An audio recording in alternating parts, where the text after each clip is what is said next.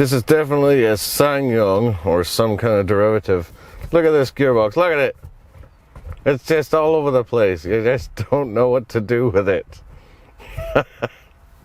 Before we start, disclaimer on this particular vehicle. It is not show condition.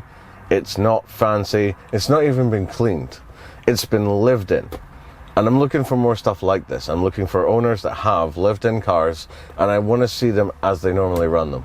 So if anybody wants to let me take a look at their vehicle, regardless of its condition, age, or anything like that, please get in touch.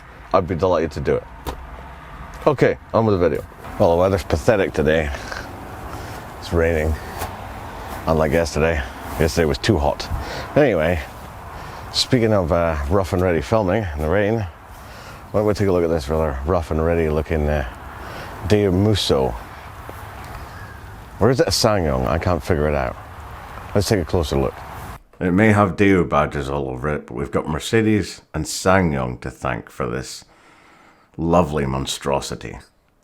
Musso apparently translates as Rhinoceros in Korean, and that name is rather fitting. This rather lovable old beast is powered by the amazing and legendary 2.9 litre 5-cylinder Mercedes turbo diesel engine. It's pretty much indestructible. This one survives on a steady diet of inferior supermarket fuel and vegetable oil. Doesn't seem to give it any issues though. These Mussos had a great production run, 1993 to 2005, with only minor restyling. And they actually hold up reasonably well if you like something rugged, rough and ready. The way the Musso looks and drives really attracts a certain type of clientele, of which I'm proud to say I'd be one of them, if I could find a good one these days. The Musso's Achilles heel seems to be the same as it is for any SSANGYONG product with a manual gearbox. The gearbox sucks. The gear selection's like sticking a big wooden post into some mud and wiggling it around a bit. And then there's the fact that it really should have a 6th gear and doesn't. Because when you're doing 50 mile an hour, you're idling along at about 2,500 revs. So if you're wanting to go fast than that, it's maybe going to be a little uncomfortable.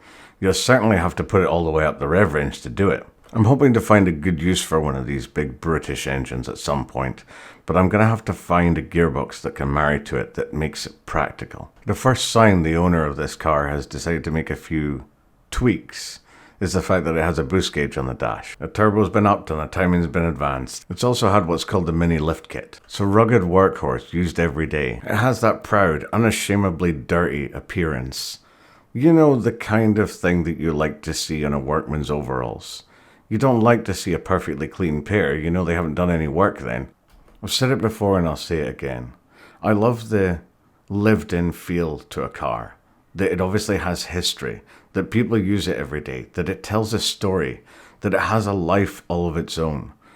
And this certainly exemplifies that. The grey door cards are a nice aesthetic. I'm not such a fan of the lack of a door pocket, and that fake wood is pretty awful. But, you know, otherwise it's not too bad.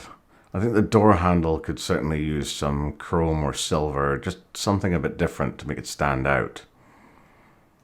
But, you know, you can't have everything.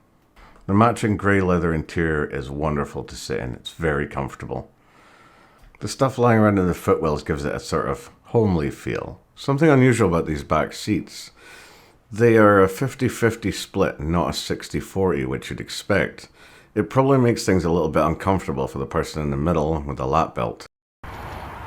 This door card matches the aesthetics of the rear one, but that door pocket is nigh on useless. Real shame. You can tell these switches have been out before. Apparently there's a fault in this that I'll talk about a little later. But other than that, I guess it's fine other than the nasty wood trim. The wood trim continues all the way across the dashboard, which is aggravating. But anyway, this one's a weird one. So the rear wiper control is a dial, a turn dial. Haven't seen that in a long time. And hey, look at this. An ashtray that's actually in use. That's quite something. I wonder why you need to do... that's why. The driver's side window doesn't work. This little cubby hole down here is really quite useful. And the bonnet opening catch is here, and the fuel filler is down here. This is very SSANGYONG, if you know what I mean. The seats themselves are manual adjustment only, no electrics, but that's fine because they have a great deal of adjustment and they are incredibly comfortable for a cheap car. The dials are nice, legible and old school. I really like them. And with this thing having only done 116,000 miles, I mean, it's still got loads of life left in it. Drive selection is strangely positioned right up here next to the clocks and the hazard button above it, which is an odd shape and design. Vents oddly remind me of Vauxhall. The clock on the dashboard is kind of old school as well. So are the buttons here. I kind of like them. And look at this climate control unit. Alright, so we want to use the climate control unit. We want some fans. Okay. No, I can't stand that noise. Sorry, no. Okay, I guess we're not using the climate control. Now this is very interesting. It's a grab handle. I wonder what you need the grab handle for. I'm guessing when you turn the boost pressure up and the turbo kicks in, you need something to hold on to. Let's have a look at this lovely, durable glove box, shall we? It's somewhat works. It's a bit, you know what I mean. Funny enough, this handbrake doesn't work very well. Pretty much a full extension, and the car still rolls. I think it needs some adjustment. These lights up here would be great if they worked.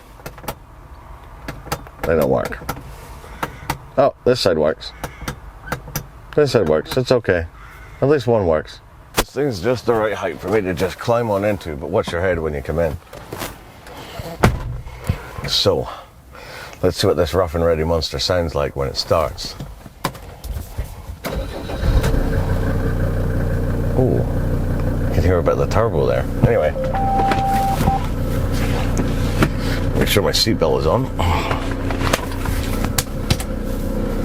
You kind of have to get used to the gearbox. It's very SSANGYONG-ish in its nature. And the engine sound is loud because of the side exit exhaust, but I think it's a great noise now.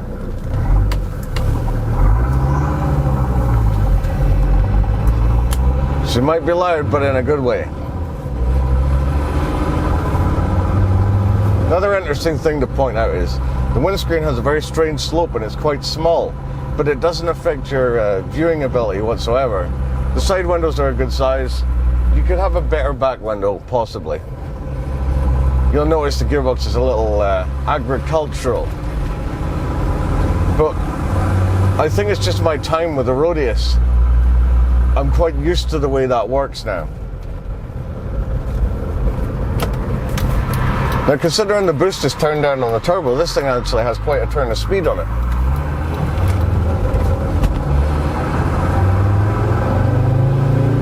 What a sound!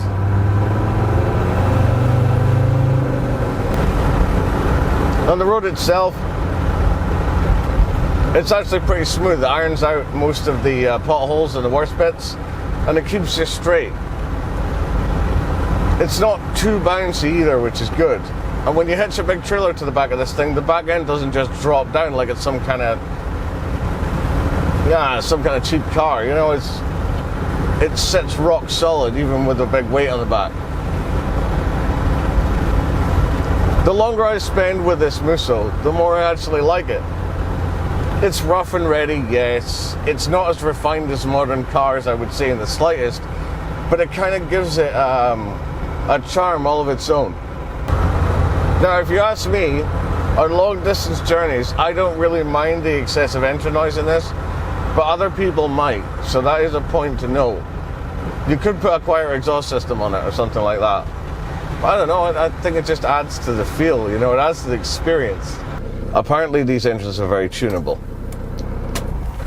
According to somebody I spoke to recently, you get over 500 horse out of one of these engines if you tune them right. That's just incredible. Now apparently that doesn't need any mapping whatsoever because it's all mechanical.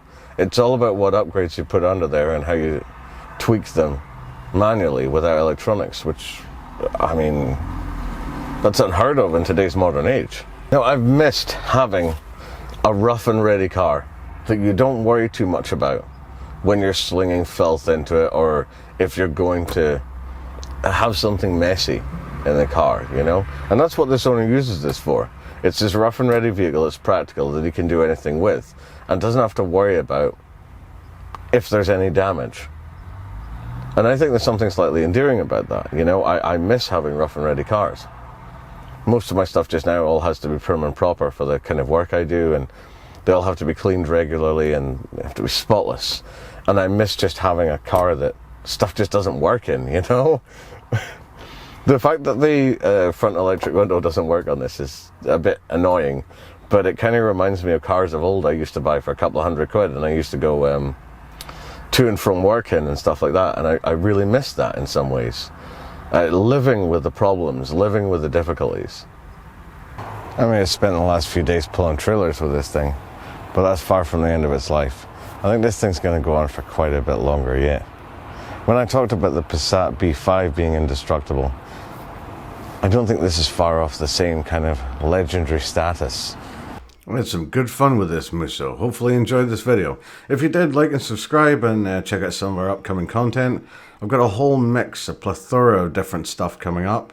I'm still trying to release a video every single week, sometimes two, so check it out. And till then, as always, look after yourself.